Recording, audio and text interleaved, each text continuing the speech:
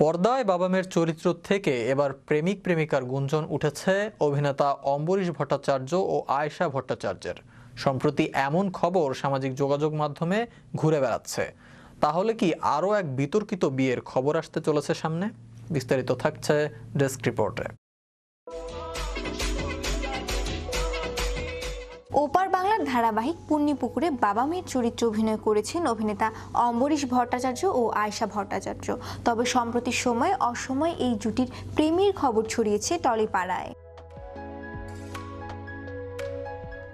কাঞ্চন মল্লিক, শ্রীময়ী চট্টরাজ, দোলন রায়, দীপঙ্কর দাসের পর কি তাহলে আরও এক বিতর্কিত বিয়ে আসতে চলেছে সামনে? সংবাদ মাধ্যমে দেওয়া এক সাক্ষাৎকারে এমন প্রশ্ন শুনে হেসে ফেললেন আয়েশা।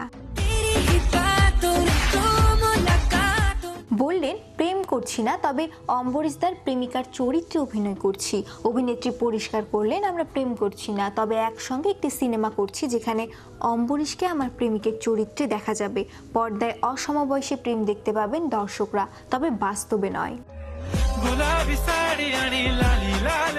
পর্দায় নিজেদের জুটি প্রসঙ্গে আয়েশা বলেন, আমার আর অম্বরীশদার চরিত্রটি খুব গুরুত্বপূর্ণ।